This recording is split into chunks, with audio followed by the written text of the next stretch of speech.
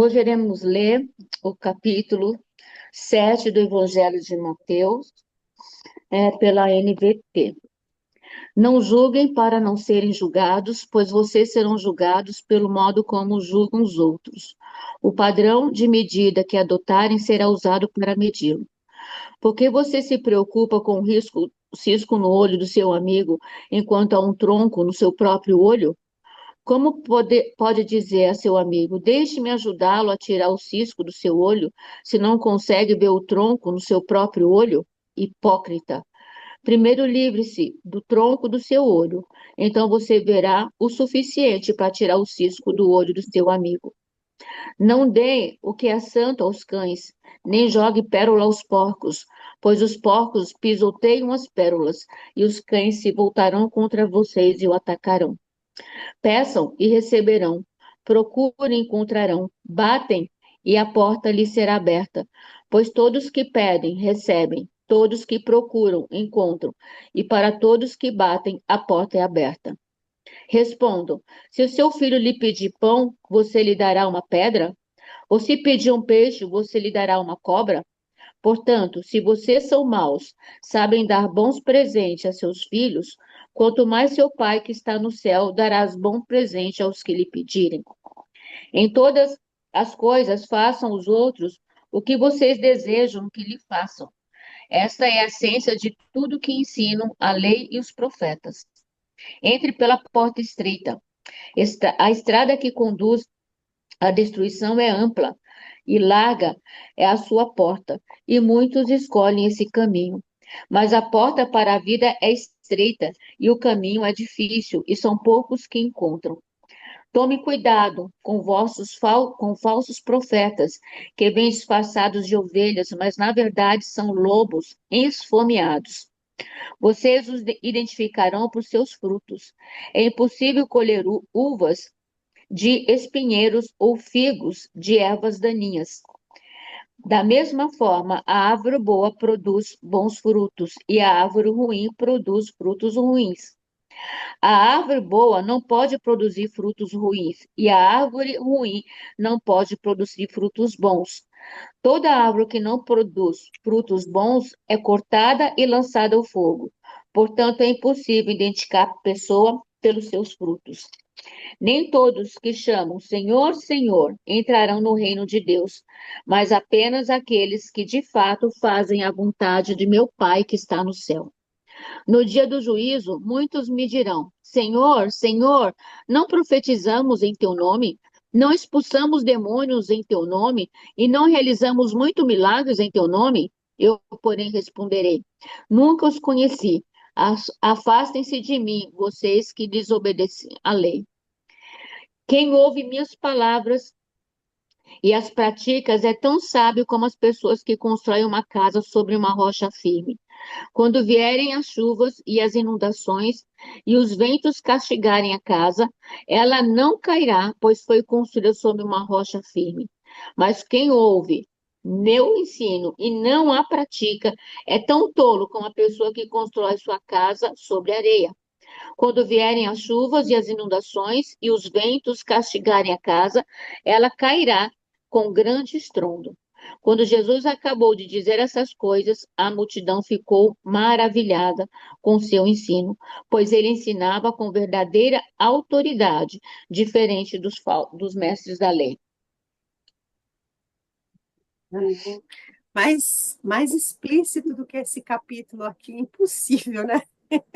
Esse capítulo, ele é bem na lata, assim, né? Primeiro caso aí sobre o julgamento. O que vocês... Queria fazer um desafio. Ele está falando de regra, não julgueis para não ser julgados, ou de padrão? De regras. Opa, vê de novo. Bom, agora ficou fácil a resposta, mas então vai ter que me explicar Ah, por quê.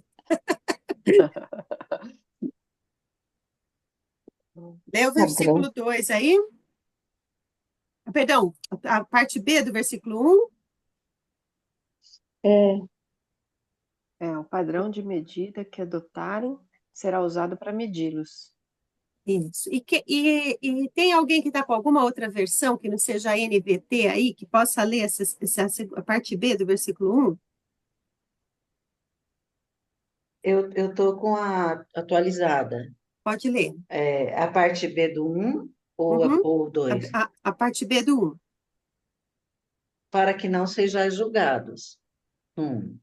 Depois o 2, pois com o critério com que julgardes, sereis julgados, e com a medida com que tiverdes medido, vos Padrão. medirão também. Então, Eu acho que é padrão, padrão. critério. É padrão. Padrão ou critério. Então, nós não estamos falando de regra. Então, porque tem gente que fala assim, você pecou, sei lá, vamos por o lado, o fulano roubou, esse é pecador. Você também é, eu sou, mas pelo menos eu não roubo ninguém. Não é isso que Jesus está falando. Jesus não está falando do pecado em si. Ele está falando do nosso julgamento, do critério que a gente usa para julgar o outro, da forma, do padrão que a gente usa para julgar o outro. Não é do pecado em si. Então, o interessante nessa mensagem aí, do não julgueis, porque o padrão vai ser o mesmo, não é que você não vai se julgar, por exemplo, ou julgar as situações. Na verdade, a gente acaba analisando as situações, mas a maneira, o padrão, o critério, a intenção com que você julga o outro é essa que vai julgar você. Deu para entender isso, a diferença de uma coisa para outra? Mais ou menos? Que é bem isso, assim, né? Vamos pensar num pecado que a igreja, que a gente gosta de fofocar na igreja. Fala em um aí, que todo mundo fofoca na igreja. A fofoca. Então, mas eu ia usar a fofoca como segundo. Fala em um que as pessoas gostam de apontar o dedo.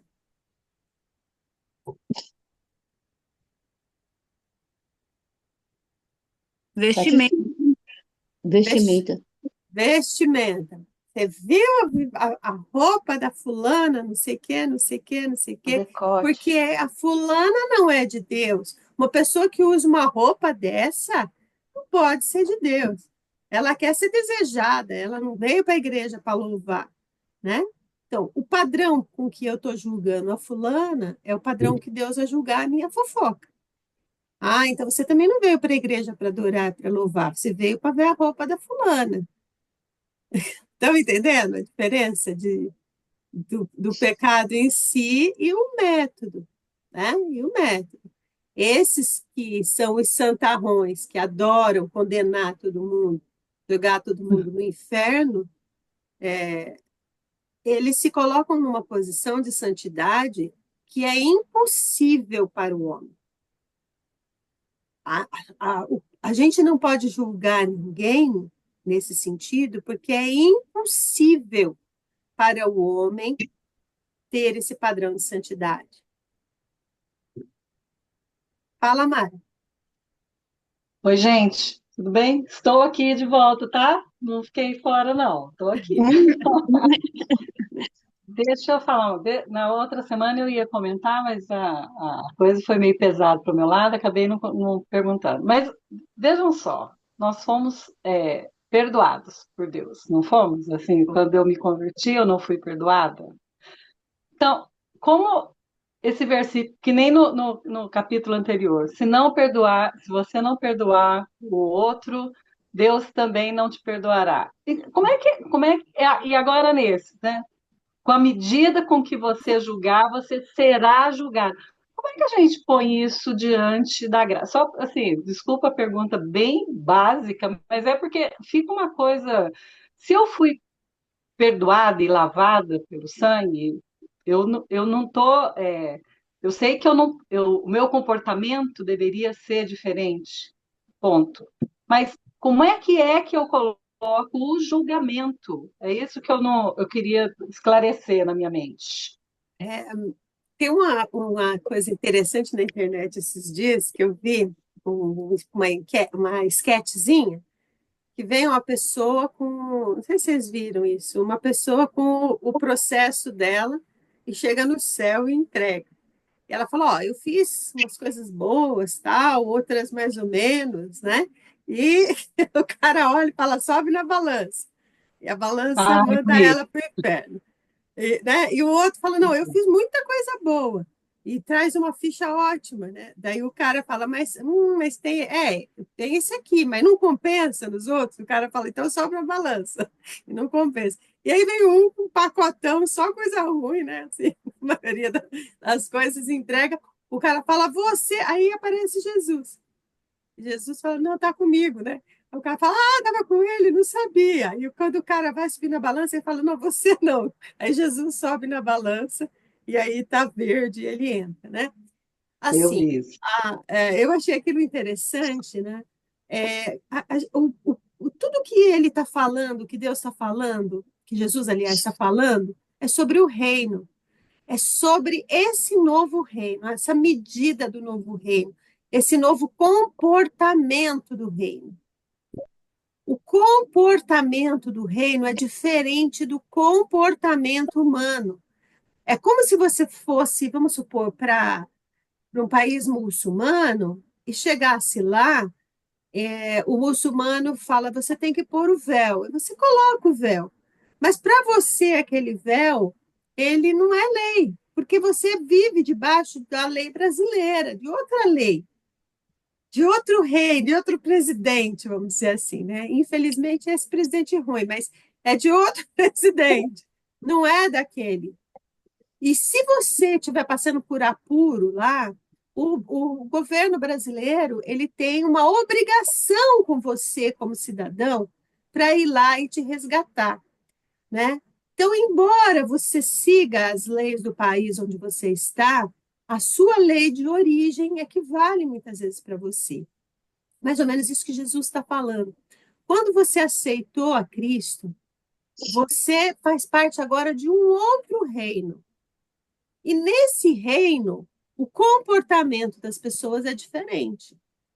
Agora, se nesse reino você quer julgar, porque nesse reino, nem mesmo o pai quis julgar. Jesus não fala isso? Eu não vim para julgar vocês, e nem meu pai veio.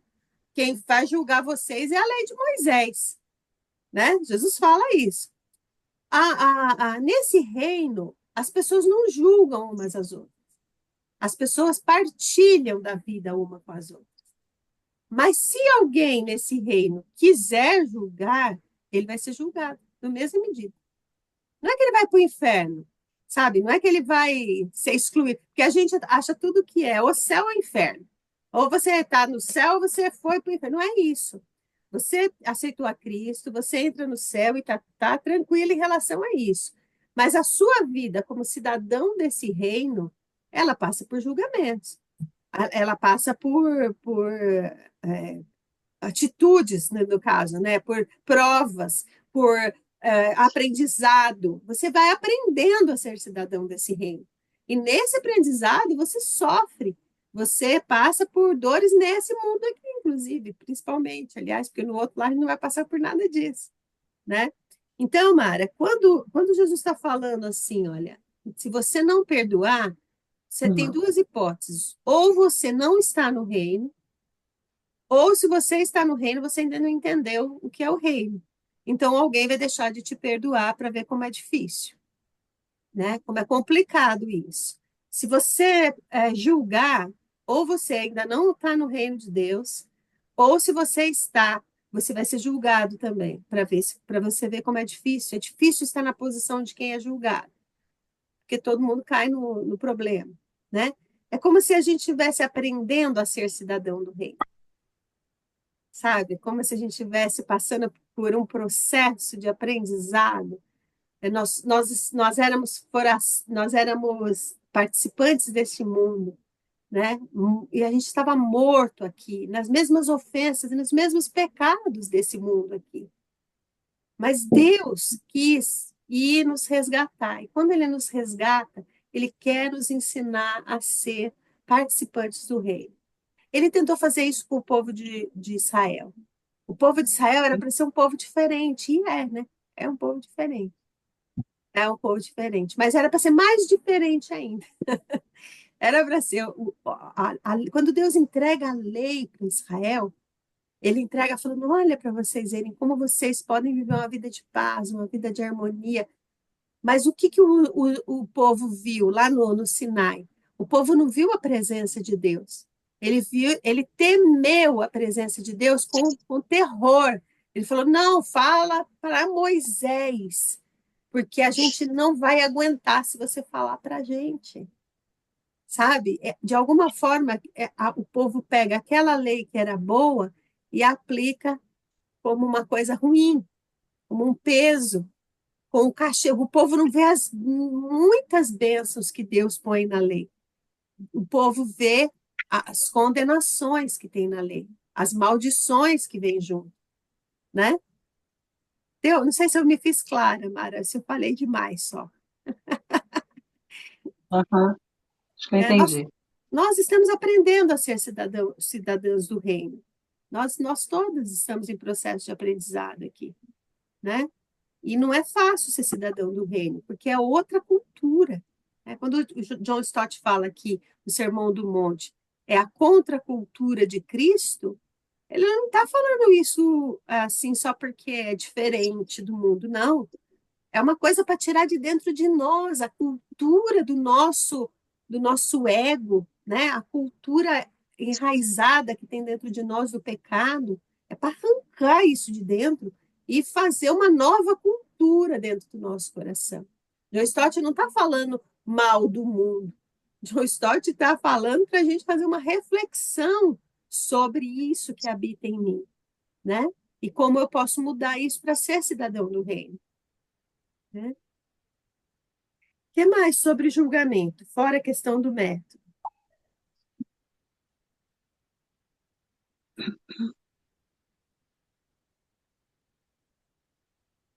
Cisco e trava. Essa daí é boa, né? Cisco e trava. Essa daí é ótima. O que vocês acham de cisco e trava?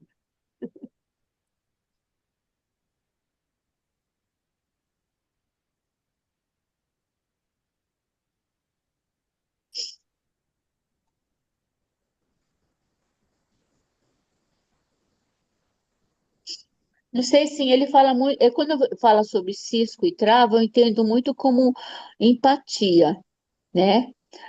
Porque é, se colocar no lugar do outro que está com cisco, né? É difícil, mas às vezes o nosso tronco pode ser um cisco do outro, né? Então a gente começa a ver no outro o que nos incomoda. E aí se torna uma cadeia, né? Porque certamente o outro que está te julgando também vê o seu tronco, porque aquele cisco que você vê no outro é o tronco do outro, né? E o tronco que você tem no seu olho é o cisco do outro. Então, eu vejo essa questão de você sempre ver alguma coisa no outro e o outro sempre está vendo, e essa cadeia vai aumentando e você Uhum. nunca vai reconhecendo aquilo que está te incomodando, o que está te Eu, incomodando. eu penso que tem a ver com a proporção também, né? Porque o cisco é pequeno e o tronco e a trave são enormes. Então, às vezes, eu dimensiono o cisco do irmão, né? E desconsidero, né? Coisas muito piores, né? Que estão do meu lado, né? Então, eu foco no irmão, algo que proporcionalmente é bem menor do que aquilo que eu tenho de problema, e desconsidero, faço de conta que eu não tenho esse problema, né? Então, eu supervalorizo o defeito do irmão e ignoro o meu defeito. Eu acho que são as duas coisas mesmo. A gente fica com o olho sempre olhando para o outro e deixa de enxergar o que tem no próprio olho, né? E às vezes o que está no irmão, que é o que a Edna disse, e às vezes o que está no irmão é um cisco. e o que está em mim é uma grande trave, né? E a gente está ali. E aí Jesus usa uma palavra que ele usa várias vezes. Eu queria até que vocês, eu até busquei a definição do dicionário aqui, porque é uma palavra tão comum e tão usual, mas eu acho que às vezes essas palavras ficam passadas. Ele fala assim, hipócrita, né? Olha que palavra legal. Hipócrita. Primeiro, livre-se do tronco do seu olho. Então você verá o suficiente para tirar o cisco do olho do seu irmão. Hipócrita. O que é uma pessoa hipócrita? Pois em outro, acho que é em Lucas 12, Jesus vai falar, vocês têm que se livrar do fermento dos fariseus, que é a hipocrisia. Lá em Lucas ele fala que o fermento dos fariseus, é Lucas 12, não me lembro qual versículo, ele fala que é a hipocrisia. O que é hipocrisia ou o que é hipócrita? Eu fiz uma anotação aqui, que agora que você falou, eu achei interessante, né? Jesus, ele definia esse tipo de comportamento, talvez por viver onde o povo vivia uma situação de legalismo, né? E esse comportamento demonstrava a falta de empatia da liderança do povo e o julgamento que eles tinham em relação ao povo e não se enxergavam como participante do povo. Uhum, uhum. Já foi esse pedacinho. É uma falsidade em causa própria, né? Resumindo. Eu vou ler até a definição aqui que eu gostei muito. Posso? Pode? Lógico. A hipocrisia, tá? Que aí o hipócrita é o que faz, né? Então, hipocrisia. Ato ou efeito de fingir, de dissimular sua verdadeira personalidade, intenções ou sentimentos, em geral motivado pela busca de alcançar a realização de vantagens pessoais ou por medo de assumir a sua real identidade, expressando seus mais autênticos sentimentos. É dissimulação, falsidade, fingimento. Eu achei isso tão interessante, porque em algum momento todas nós já fomos hipócritas. É verdade ou não? A gente fingiu que não estava sentindo, ou a gente fingiu que não tinha intenção de fazer, ou a gente dissimulou ali um pedacinho de alguma história para levar uma vantagem ou para reafirmar uma identidade que, na verdade, não é aquilo 100% em nós. Quem nunca fez? Pode falar aí, a gente vai entender. Atire a primeira pedra, né? Eu sou a que estou sendo Não julgada, entendi podem esse jogar as pedras. alguma vez. Oi, Mari? Esse alguma vez não cabe comigo, não, viu? Porque isso é meio frequente. Então, quando a gente fala, que essa frase ela é popular, ela não é cristã, mas é interessante. Quando a gente fala do outro, a gente está falando muito mais de nós do que do outro, não é? Não tem uma frase assim, né? Então, quando você está julgando o seu irmão, você está dizendo muito mais sobre você do que sobre seu irmão. Por que você fala mal do irmão?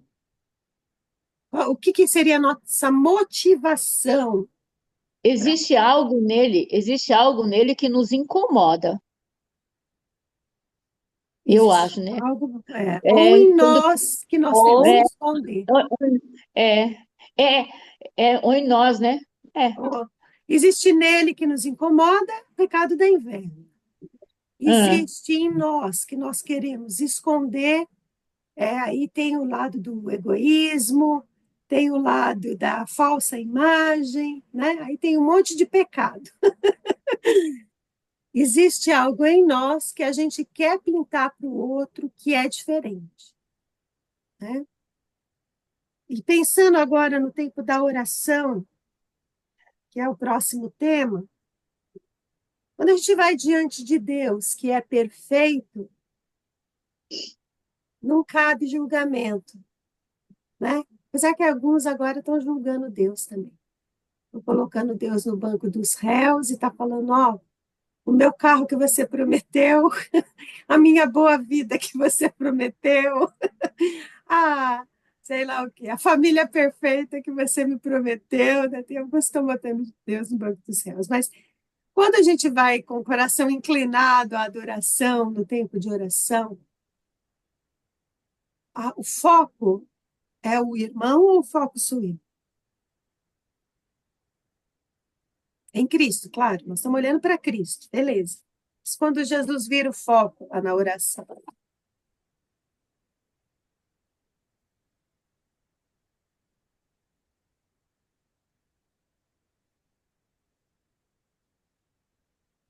já orou A aqui gente, nesse grupo? a gente vê aqui nesse texto, né, a generosidade de Deus, né? Deus é generoso, mas para isso, né, é preciso você é, buscar, orar, bater, né, procurar, né? Porque Deus é generoso para te oferecer aquilo que você precisa. Mas, né, existe nem tudo que a gente precisa é aquilo que Deus tem preparado para a gente. Isso é uma coisa muito importante, muito importante. Existe um ato de eu ir diante de Deus em oração, né? Existe esse ato, tá certo?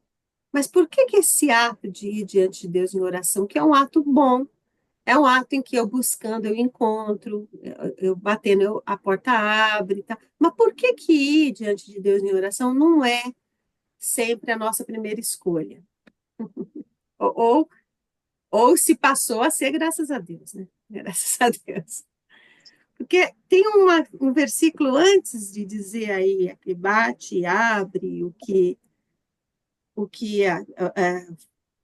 procura, a porta é aberta, tal, ele fala, né? Mas no 9 ele fala uma coisa interessante. Vamos ler aí o 9. Respondo: se seu filho lhe pedir pão, você lhe dará uma cobra, uma pedra? Lê o 10 e o 11 também. Ou se pedir um peixe, você lhe dará uma cobra? Portanto, se vocês que são maus sabem dar bons presentes a Aí, seus filhos, aí. Portanto, vocês que são maus. A oração é uma chave que todo mundo sabe que é poderosa. Todo mundo sabe que a oração é uma chave poderosa. Quem é cristão sabe, né? Quem já não foi diante de Deus e se derramou diante de Deus, né? Mas por que que a gente às vezes não vai diante de Deus? Porque na oração a gente vai ter essa mesma conclusão. Portanto, vocês que são maus. É isso que a gente vai. É disso que ele está falando lá em cima. Não julga também, porque vocês são maus. maus, né? Porque se vocês quiserem deixar de ser hipócrita, Edith, se você quiser, Edith, deixar de ser hipócrita, a porta vai se abrir. Mas o primeiro passo para eu deixar de ser hipócrita é eu ter essa mesma conclusão de Jesus aí. Portanto, eu que sou má, posso ainda fazer alguma coisa boa. Então, Senhor, eu sou má. Eu sei que eu sou má. Eu quero mudar. Essa é a porta que se abre. Não é aquilo que eu peço e Deus me dá, porque aí é o julgamento de Deus que eu falei no começo, né? Mas eu pedi, mas eu ensinei, mas eu ensinei meu filho no caminho que ele devia andar. Por que que ele não está? Eu boto Deus no banco dos réus. Não, portanto, vocês que são maus, sabem dar boas coisas para os vossos filhos. O vosso Pai lhe dará quando vocês pedirem, né? Pedirem o quê? Pedirem para deixar de ser hipócrita. pedirem para serem participantes do reino, pedirem para ser agentes do reino nessa terra, agente dos céus na terra, né? O apóstolo Tiago vai dizer: vocês pedem e não recebem, porque quando vocês pedem para os vossos próprios, Deleites. né? Agora, a pessoa pega esse versículo aqui e fala, não lê lá, não julguei o outro, né? Passa bem por cima do portanto que vocês são maus, é vocês que são maus, não sou eu, né? Agora eu vou pedir e tem a promessa de Deus aqui, né? Mas não é isso que Jesus está dizendo, concorda? Ou não? Ou vocês têm uma visão diferente? Sim, eu acho que é o perigo do versículo fora de contexto, porque na verdade tudo isso aqui é o sermão. Ele está É. sentado e está pregando. E uma coisa vai ter na sequência da outra, como a gente falou do capítulo anterior, né? Que a pessoa também pega não andeis ansiosos e pega fora do contexto de tudo que ele já falou atrás. Então, como você está falando da Bíblia, é a palavra, né? Ela não contém, ela é, mas Deus é a palavra. O Verbo se fez carne. Então, nós temos que ler a palavra e ler o contexto dentro daquilo que Deus está trazendo como um todo, né? E o todo aqui é esse. Nós somos maus, né? Temos um pai que é bom e que tão bom e misericordioso é que mesmo nós sendo maus, ele nos responde. É isso. Mesmo a Ele gente nos sendo responde. hipócrita. Exatamente. Porque nós estamos num processo de santificação. Sede santos, porque eu sou santo, ele é santo, eu vou ser santo, é uma ordem, eu sou separado, eu sou escolhido, mas o processo de ser santo é a vida inteira. É a vida inteira, né? Eu só vou, vamos para a eternidade, acho que lá não vai mais ter esse processo, né? Mas aqui nós estamos nesse processo. Então, para eu não julgar, para eu pedir dentro do que Deus tem aqui para mim, eu tenho que estar focado nele, né? Nele. E quando eu me ponho em oração, é o momento que eu acho que eu me foco mais. Mesmo que diariamente eu ore, eu tenho que ter aquele momento que eu boto foco nele, né? Falo, Deus, agora, corrige aqui, que eu acho que eu estou no caminho entortado aqui, né? E que nem a Mara falou, aí eu preciso pedir perdão por aquela mentira, por aquela falta, por aquele deslize, né? Por aquela omissão, porque isso é diário, né? E sabe uma coisa que eu também estou concluindo? Desculpa te cortar, Angélica, Não, mas assim, Imagina. que tem, a gente quer ser transformado, mas a gente quer reter um jeitinho que é nosso, que a gente gosta. Então, eu quero que Deus mude o meu coração para que eu, né, me enquadre, não é? Para que eu consiga andar dessa forma. Mas tem coisas que eu realmente, o que a Cícera falou na reunião passada, me deixou assim muito nua na frente de Deus, porque ele falou, aí, ó, é isso aí que eu estou te falando, porque eu sempre me ancorei em algumas coisas, eu não tenho dinheiro, porque a gente realmente, eu vivo dura desde que eu me conheço por gente, eu vivo dura, nunca tenho dinheiro. Então, eu respondo para mim mesma, eu não consigo ajudar na obra lá, missionário, não, porque eu não consigo pagar nem as minhas contas, então não tá, beleza. Só que eu também não deixo de tomar o meu vinho nem a minha cerveja, né? Sim, por quê? Porque, mas não, mas isso eu preciso fazer, porque senão, né, eu mato meu marido aqui se eu não beber uns negocinhos de vez em quando. Então, o que eu quero dizer para vocês é assim, tem aquilo que eu quero que Deus mude, mas tem umas coisinhas, né, do meu orgulho, da minha falsa, é, Da minha identidade. estimação. Sua falsa que é identidade.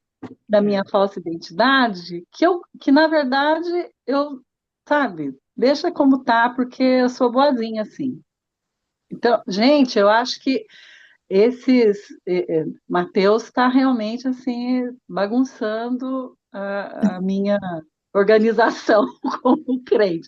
Eu estou achando que a coisa está ficando muito pesada, porque é isso, né? Assim, na oração ele fala que no versículo seguinte, ele fala, então, faça ao outro igual o que você quer, faça ao outro. Então, não é.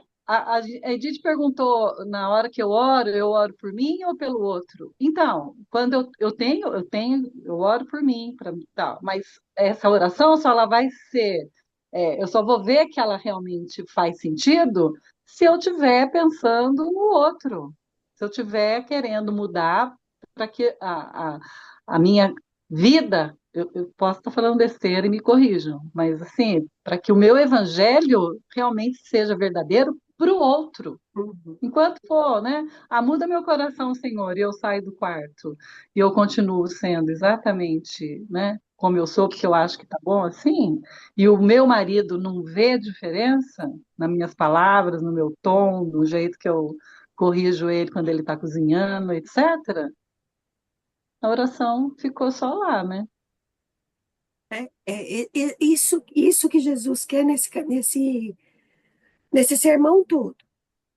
Sim, É focar em como é ser cidadão do reino, como é que o reino de Deus está sendo instaurado na terra, e jogar a luz para a nossa conduta interior, não para a nossa conduta exterior, mas para sim. os desígnios do nosso coração, os desejos do nosso coração. E muitas vezes nós mesmas não sabemos por que a gente está reagindo daquela maneira, aquele fato, porque está tão escondido dentro de nós. Eu lembro às vezes a Miriam falava para mim assim, Titi, por que você fez isso? E eu falava assim, ai, porque é péssimo. Não gosto de porquê. Eu gosto de perguntas assim, o que, quando, onde, porque aí são objetivas as perguntas, né? Mas por quê? Varia de mim para você e tal, e às vezes eu nem consigo entender por que eu faço determinadas coisas, né? E não tem aquela coisa que a gente faz e fala, nossa, quando eu vi, já fiz, né? Uhum. Então, o investigar o coração, por isso que a gente não pode perguntar por quê para Deus, porque nenhuma de nós conseguiria, nenhum ser humano conseguiria conhecer o coração de Deus. Então, para Deus, a gente não pode perguntar por quê, não, Uhum. porque Ele é Deus. Ponto. Uhum. Tá esclarecido, Ele faz do jeito que Ele quer. Mas para nós, Porque assim, ele é Deus. nós temos que perguntar por quê. Por que que eu corrijo? Eu vou usar o seu exemplo, tá, Mara? Você me permite? Claro. Por que que eu corrijo meu marido, que é um excelente chefe de cozinha, enquanto eu sou enfermeira? Sou enfermeira. Por que que eu estou corrigindo ele cozinhando? Por que que eu não confio nem naquilo que ele tem a maior habilidade? Eu não confio nele. E eu acho que do meu jeito está certo. Estou brincando com a Mara, mas isso é para mim, Mas, assim, mas é 100%. isso, é isso, 100%. Você ia falar alguma exatamente. coisa, Angélica? Não, não, eu ia falar uma frase no meio da conversa aí, mas tá tudo certo. Mas pode É falar. isso Edith, mesmo. É isso, porque a gente vai ver na sequência aqui que vai apertar mais o coisa. Vai. A A porta. porta. A Ó, porta. Mas é isso que eu Gente, estava é porque não é largo. O pensando. problema é que nós estamos vivendo a era do evangelho fofinho, cheirosinho, amaciante de roupa, que você fica lá confortável. Gente, a palavra é tão clara. Por isso que é uma sequência, eu tenho que ler o Sermão do Monte inteiro. E eu tenho que pensar no Sermão do Monte como o cerne. Agora nós estamos estudando Efésios, que vai trazer de volta um monte de assunto, porque também é o cerne. Então, isso é para que a gente entenda que nós não estamos aqui num piquenique. Nós não estamos aqui para Deus fazer a nossa vontade. Ele não é como chama lá, o gênio da lâmpada, que você esfrega e fala, eu quero, eu posso. Não. E aí vai ficar mais apertado. Então, nós temos que mudar, gente, a mentalidade, né? E a gente que é mulher e que tem uma influência, né? Vamos colocar mil aspas em influência, mas que a gente possa ser inspiradoras, eu prefiro a palavra inspirar do que influenciar, que essa inspiração venha de um evangelho baseado no reino. um senhorio. A gente só consegue. Vou passar a palavra para a Edna e para a Claudinha, que querem falar, mas gostaria só de deixar uma frase no meio desse contexto. A gente só consegue fazer isso se a gente enxergar a gente como a gente é, sabe? O problema é que a gente passa pano demais para nós mesmos. Não, isso aqui não é bem um erro, isso aqui é um pecado, isso aqui foi um engano. Não, não foi bem que eu ludibriei o meu marido com essa frase. Isso aqui, na verdade, foi uma recondução de uma forma mais tranquila, né? Sim. A gente passa pano. E quando a gente vai... Olha, gente, as pessoas não gostam de orar, vamos ser honestos, porque a gente tem que ver que a gente não presta. Portanto, vocês que são maus. É esse portanto que, sabe, dá uma rasteira. A gente olha para a Claudinha, essa menina doce, maravilhosa, crente, né? Vai lá, fala da palavra. Essa é a visão que a gente tem. Mas quando a Claudinha vai, ela e Deus no tempo de oração, ela sabe quem ela é. E ali ela fala, Deus, eu não quero esse desejo aqui que está no meu coração, eu não queria falar assim, eu não, não é assim? Né? Por isso que orar dói. Orar dói. Orar não é que as pessoas não sabem que orar é a chave. É que as pessoas não querem saber que orar é a chave, porque dói. Agora fala a Edna e depois a Claudinha. Não, quando a gente estava falando isso, eu li esse capítulo, eu fiquei pensando aí sobre a questão das portas, né? E aí vocês falam todas as coisas, eu falei assim, mas não é a porta, é o caminho. É o A porta caminho. está lá, estreita ou larga, está lá fixada a porta. Mas é o caminho que você vai perseguir para chegar até lá. Isso que é o difícil, porque quanto mais o caminho for estreitando, mais você vai sendo selecionado para continuar naquele caminho e chegar à porta, né? Quando eu li isso, eu falei assim, caramba, gente, a gente fica preocupado, mas o caminho, ele vai se estreitar cada vez mais, a seleção vai ocorrer, e você vai ver o outro lado, e o outro lado está todo mundo de boa, amplo, caminho amplo, gostoso, e você está naquele caminho cada vez mais estreito, porque você vai ser procurando cada vez mais a purificação, a santificação, e isso dói, porque a gente vai precisar tirar algumas coisas que nos incomodam, incomoda o outro e principalmente não está dentro daquilo que Deus preparou para a gente, né? E aí por isso você fala que oração dói, porque quando você ora, a gente se abre diante de Deus e a gente começa a gente começa a ver o quanto nós somos imperfeitos, o quanto nós somos maus e tem que continuar nesse caminho, mesmo sabendo disso, que vai doer até chegar na porta estreita. Fala, Claudinha. Na verdade, eu queria voltar no versículo 6, porque esse versículo sempre me deu muita dúvida, né? A gente meio que passou por ele e não comentamos, né? E aí eu queria saber a opinião de vocês, né? Contextualizando esse versículo, porque a gente sempre associa ele a quando a gente está falando da palavra para as pessoas que não querem, né? E eu queria ver se era isso mesmo, se vocês concordam ou não. Uma dúvida que eu sempre tive. O que vocês acham aí da pérola para porco? Não dei o que é santo para os cães.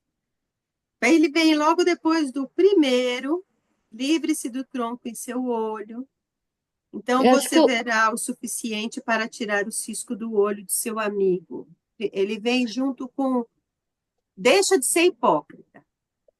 eu até coloquei aqui no meu, quando eu li esse texto, eu coloquei julgamentos desnecessários, né? Analisando, né?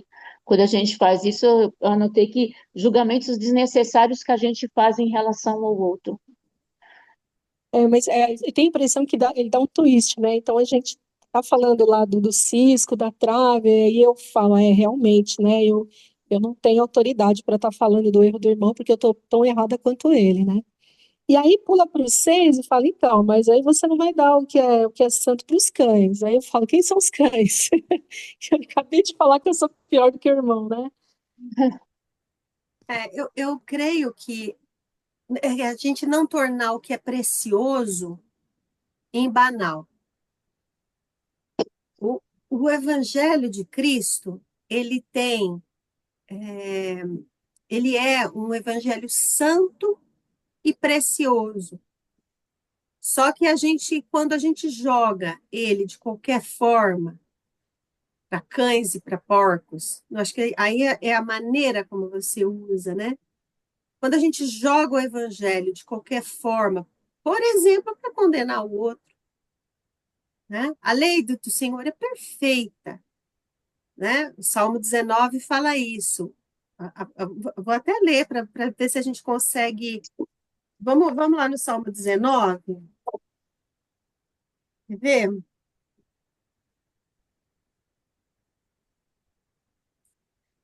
Ai, tô olhando o texto errado, falei, meu Deus, não é 19, mas é assim. É, é, É porque eu estava olhando a coisa É o errada, né? 7. É, É o 7. o 7, vamos lá. A lei do Senhor é perfeita e revigora a alma. Os decretos do Senhor são dignos de confiança e dão sabedoria aos ingênuos. Os preceitos do Senhor são justos e alegram o coração. Os mandamentos do Senhor são límpidos e iluminam a vida. O temor do Senhor é puro e dura para sempre. As instruções do Senhor são verdadeiras e todas elas são corretas. São mais desejáveis que o ouro, mesmo o ouro puro. São mais doces que o mel, mesmo o mel que goteja do favo. São uma advertência para quem? O servo. Para o teu servo, grande recompensa para os que a cumprem. De repente eu pego a lei do Senhor, que é santa, perfeita, as instruções do Senhor que são maravilhosas, doces, e aí eu vomito para o outro, porque eu quero que ela valha na vida do outro e não na minha. Então eu fico jogando pérola, o que é precioso, num lugar de chiqueiro, né? Eu fico tratando aquilo que é santo como se fosse comida de cachorro. Por quê? Porque eu não como, eu jogo para o outro, né? Então, acho que aqui, mais do que a gente falar não joga a pérola para porco, eu já usei muitas vezes essa expressão, vou parar de falar para fulano porque eu estou jogando pérola para porco. Mas mais do que falar do fulano, é como eu estou usando o que é bom, o que é pérola, o que é tesouro, o que é santo, como é que eu estou usando, né? Se eu for com más hipócrita, intenções, né? eu vou jogar para o outro, né? Ou eu vou jogar no lixo, porque como é que eu, para dar o exemplo para minha irmã que está com uma roupa, às vezes, sei lá, curta, eu uso um vestido decotado. Olha primeiro o seu vestido decotado, né? Ou uma roupa transparente. Eu já vi gente com decote aqui embaixo falando do comprimento da saia do outro, né? Porque a gente não fala no Evangelho sobre decotes e saias, sobre roupa, sobre cabelo, né? O apóstolo Paulo fala isso lá em Colossenses, né? São coisas que têm aparência de santidade, mas o problema da santidade é o nosso coração, né? Eu leria nesse contexto, Claudinho. Não pegar aquilo Uhum. que é santo e tratar, sabe, como uma maneira de eu conseguir poder, como uma maneira de eu oprimir o outro, e jogar num lugar que não é santo, e não tratar aquilo como uma joia preciosa, né? Mas tratar assim, Sermão do Monte, já vi, já li não sei quantas vezes, né? Isso, às vezes usando a palavra como ferramenta para autobenefício, para autojustificação, né, para condenação do outro. Eu Mas acho que faz mais sentido essa definição, essa visão, né? É muito mais do que as pessoas parece que colocam, você está perdendo tempo falando da palavra com quem não quer ouvir. Não é isso, não é isso. Você está perdendo o Eu acho seu que tem mais tempo a de ver com não isso. ouvir a palavra e continuar hipócrita. Talvez faria muito Exatamente. sentido assim, né? Faz mais sentido, com certeza. Bom, voltando a falar da porta estreita, só um detalhe aí, ó. A porta é estreita e o caminho é estreito, viu? Não é que a porta é a mesma e o caminho vai se tornando estreito. Não, a porta já é estreita. Eu lembro de uma mensagem do pastor Marcelo que eu gostei muito. Ele falava, por que que a porta é estreita? Eu achei muito bacana aquela mensagem. Ele falava assim, porque você só passa sozinho. Só passa sozinho. O caminho é estreito, porque você trilha ele sozinho. Não sozinho que você está abandonado, não é isso.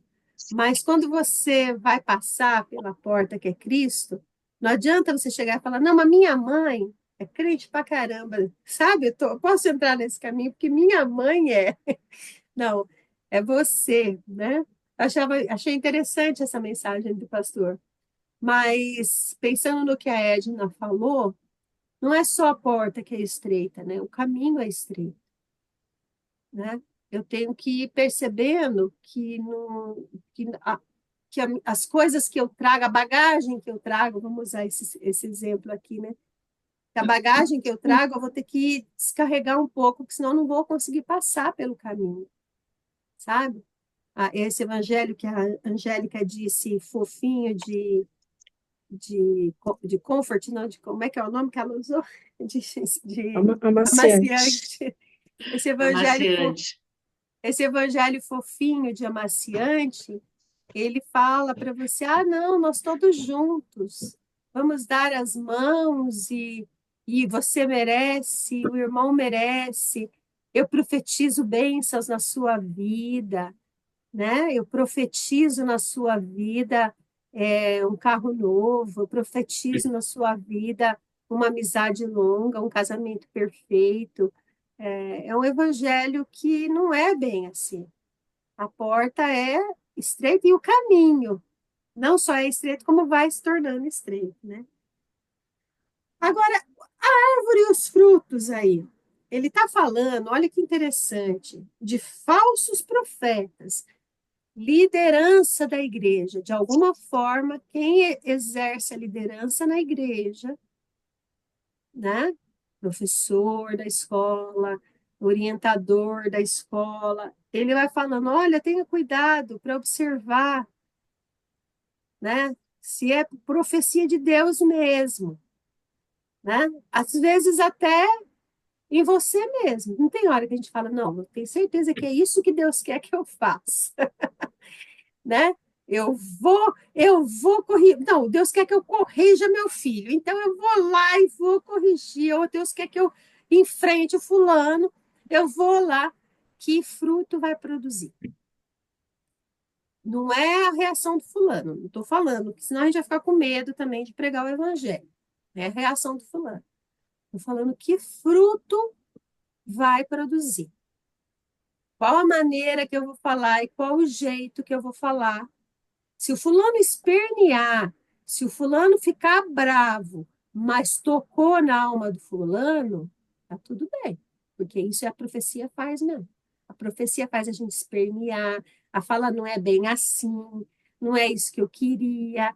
A profecia faz isso. Mas se tocou a alma do fulano e os dois em humildade puderam orar depois e o fulano tomar uma medida, tá ótimo. Que fruto a minha escola, a minha aula na escola bíblica está produzindo? A gente vai lá para fazer um encontro gostoso. Eu e a Claudinha, quando a gente faz os primeiros passos e agora para os segundos, a Claudinha está fazendo também, né? Que delícia, crente novo, crente que acabou de se converter. Eu amo pregar, ensinar nos primeiros passos, porque as perguntas são ótimas, sabe? São ótimas. Um coração. A pessoa vai se batizar ou acabou de se batizar, né?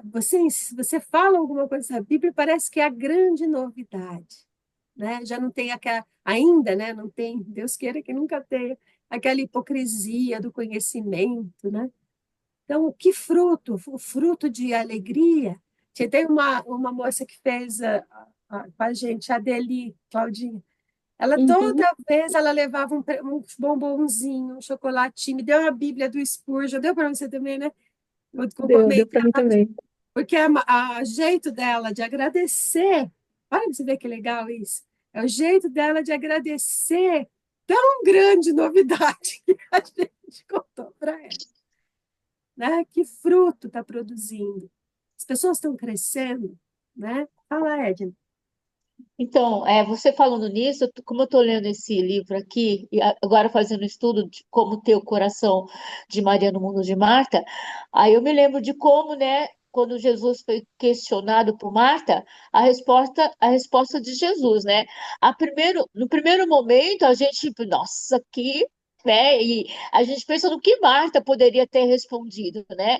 Mas aí você fala dos bons frutos, porque se a gente for ler outras passagens que Jesus foi na casa de Lázaro, né? As duas irmãs estavam convivendo plenamente, né? Marta continuava fazendo as coisas e Maria continuava na mesma situação, né? Mas sim, tranquilo, porque os frutos foram produzidos no coração de Marta, porque ela pôde refletir naquele momento, né, o que estava acontecendo no seu próprio coração, É. né? É importante a gente ver isso na nossa liderança e na liderança a qual a gente segue, né? Quando uma liderança não está produzindo os frutos do reino, a gente também tem que prestar atenção nisso, para a gente também não ser enganado, né? Aí ele fala, lembra lá que nem todo que me chama Senhor, Senhor, ué, mas em seu nome nós pregamos. Em seu nome, mas vocês fiquem espertos, vocês não são cidadãos comuns, vocês são cidadãos do reino. Investigue se aquela palavra que está sendo pregada, ela faz parte do perfil deste reino que vocês estão seguindo, né? Isso é maturidade. Não é, ai, a palavra, eu vejo muitas vezes as pessoas falam, ai, a palavra hoje veio e me acomodou e blá, blá, blá. Não, peraí. Tudo bem, tem palavra de consolação para aqueles que choram, tem sim, né? Mas tem palavra, mas ela tá dentro do reino de Deus, ela faz parte do que Deus falaria. Ou é uma coisa que o pastor ou a pessoa que está ministrando está falando para você se sentir mais confortável, né? Isso é importante, a intenção. A gente tem que ser esperto dentro do reino, para a gente não cair em engodo. Nem todos que me dizem Senhor, Senhor, mas nós, no seu nome, nós não expulsamos demônios, mas nós, no seu nome, nós não fizemos. Aí, o que mais que ele fala aí? Muitos Fazemos milagres, milagres. muitos milagres. Eu, porém, responderei: nunca os conheci, nunca os conheci, né? Usaram o nome de Deus em vão, não consideraram a presença de Deus quando estavam usando, né? Eu acredito, Edith, também que entra naquele versículo no qual Jesus fala, vocês dizem que eu sou o Senhor, mas não fazem o que, E, né? Porque para eles, ser Senhor é servir, é ser obediente, né?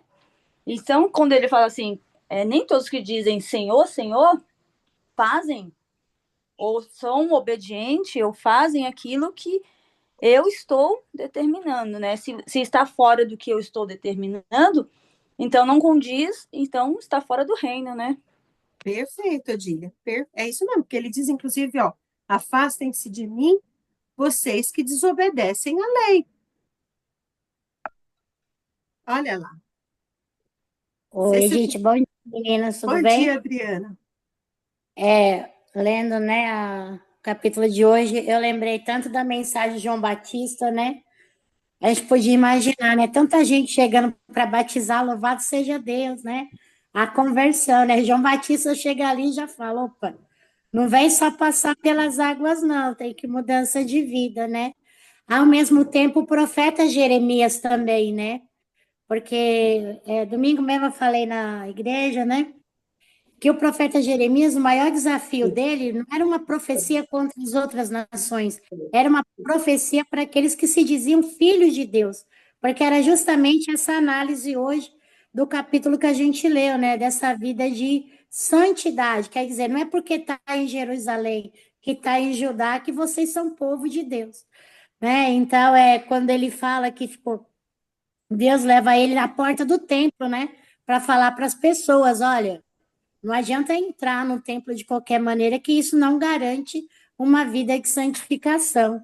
Então, eu acho que esse olhar para a gente diariamente, né, nos ajuda a viver esse evangelho que realmente é aquele evangelho que vai transformar e muda até o meu olhar em relação ao meu irmão na hora que a gente precisa olhar com misericórdia. É isso. Bom, para terminar, o caso todo é onde a gente está construindo a nossa casa. A gente está construindo a nossa casa em cima dos nossos sonhos e desejos, ou nós estamos construindo a nossa casa em Cristo, que é a rocha, né? Quando você constrói a sua casa sobre essa rocha, vem a tempestade, abate, mas o fundamento dela é firme, né? Você, aquele padrão de sonho que você tinha, ele pode desmoronar, mas a casa não cai.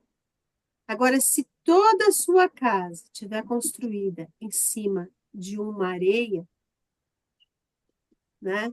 E aí a areia pode ser, construiu a sua casa em cima de um casamento, construiu a sua casa em cima de uma família, construiu a sua casa em cima de um patrimônio, construiu a sua casa. A areia tem areia de todo tipo. Quando você perde aquele, aquele sonho, sei lá, quando o casamento, o esposo falece, como faleceu no caso da Edna, né? Quando um filho se rebela e vai, quando você perde o patrimônio, você faliu, que isso, essas tempestades vêm para todos essas tempestades vêm. Um ente querido que morre, que nem o pai da Claudinha, que faleceu, que era um esteio, mas graças a Deus que o Carlos não era a pedra onde a Edna construiu a casa dela. Graças a Deus que o pai da Claudinha, embora fosse um homem também, como o Carlos, um homem de Deus, e ele construiu a Claudinha, ele ensinou a Claudinha a construir a vida dela na rocha, que é Cristo, né? Amém. Graças a Deus que quando nós estamos na rocha, a tempestade vem, a tempestade bate, a tempestade machuca, né? Mas a casa fica de pé, né? Essa casa fica de pé. O Sermão do Monte é esse ensino. Uhum. Construa a sua casa. Por isso que ele encerra com esse É. texto, né? Construa a sua casa, a sua fé, né? Os seus princípios, aquilo que é mais importante para você. Construa o lugar da sua habitação, construa na rocha, e a rocha é Cristo. Porque quando as intempéries do mundo vier, você vai ficar firme, a casa vai ficar firme, o seu lugar de habitação vai estar firme. Porque não é o dinheiro que te determina, não é um casamento, não é um filho, não é isso, um pai, né? Essas são tempestades que vêm, mas o que determina a minha vida, a rocha da minha vida, o fundamento da minha vida é Cristo. E é óbvio que quando o povo vê o que Deus falou, acho que assim como nós hoje, que Jesus falou, a gente olha e fica maravilhado com esse ensino de Jesus, né? Porque ele ensina com verdadeira autoridade, né? Para encerrar, eu aprendi uma palavra nova, por isso eu vou usar ela. Pode usar? Existe a autoridade autoritária, né? E uma autoridade autoritativa. Eu aprendi com esse livro. O que é uma autoridade autoritativa? É aquilo que tem a autoridade, porque eu olho e eu me submeto. Não é alguma coisa, é uma autoridade relacional. E eu me submeto voluntariamente porque eu reconheço que aquilo é maior do que eu, é melhor do que eu, e eu quero estar sob aquilo. A lei do Senhor, ela tem autoridade autoritativa. Se ela tiver uma autoridade autoritária, ela não cumpre em nós o projeto dela, que é nos reconectar com Deus. O propósito da lei é que a gente se relacione com Deus. Não é outro. Se a lei faz como fez lá no deserto, dá a lei para Moisés aí, que nós não queremos nem saber, depois ele nos explica, porque é muito pesado. Eu enxergo a lei de uma forma que eu não deveria, né? A lei do Senhor é o que Davi falou lá no Salmo 19. É perfeito. Não, Senhor, fala mais. Muda mais, Senhor. Eu sei que tem mais alguma coisa errada aí que mais uma não, né? Mais umas coisas erradas aí que eu preciso mudar. Então, essa autoridade que Jesus falava não era a autoridade dos fariseus. Ou faz ou eu mando prender. Ou faz ou vá para o inferno. Isso não é autoridade, isso é autoritarismo, né? A autoridade autoritativa, que, né, no contexto é essa, eu olho maravilhado para aquilo que Jesus fala e eu quero me submeter, Senhor. Eu quero me submeter, porque essa daí é a única saída que eu tenho, não tenho outra não, né? Para onde iremos se só o Senhor tem as palavras de vida eterna? Uhum. Perfeito, amém. Vamos orar? Já que a Mara falou hoje, eu não vou botar ela no enrosco de orar, né? Eu falei para ela semana passada que se ela não falasse, ela ia orar. Então, eu pedi para a Heloísa orar. A Heloísa não falou nada. Falei um pouquinho. Tá, mas foi muito pouquinho. Vai orando aí. Tá bom. Tá bom. Senhor, nós queremos te agradecer pelo privilégio de estarmos juntas aqui, porque isso é um privilégio, Senhor. Queremos te agradecer porque fazemos parte desse reino pela tua Amém. graça. Queremos Amém. te agradecer porque passamos por essa porta estreita e estamos nesse caminho que é estreito, mas te agradecemos porque o Senhor nos deixou tão explicado como podemos fazer esse percurso e sabemos da tua presença, da tua companhia, mas nós nessa manhã nos reconhecemos como incapazes, mas incapazes de trilharmos esse caminho sem a tua misericórdia. Senhor, que o Senhor nos capacite a deixarmos de lado essas coisas que nos atrapalham, que o Senhor, queremos confessar a nossa hipocrisia, queremos confessar a nossa maldade, queremos confessar que somos incapazes de mudarmos, Senhor, mas te agradecemos pelo teu Espírito Santo que nos Sim. conduz.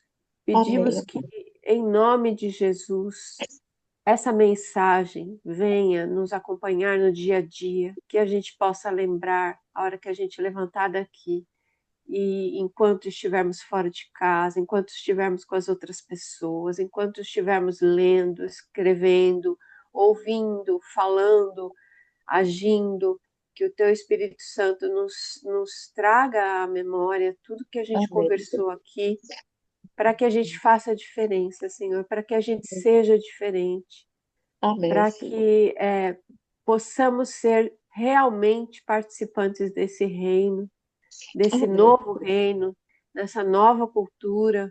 Senhor, Aleluia. é tão diferente do que é o natural para a gente, que o Senhor nos capacite, nos oriente Em e, nome de Jesus, ó Pai. e nos ajude nesse processo de santificação, porque Sim. sozinhas não somos capazes, Pai.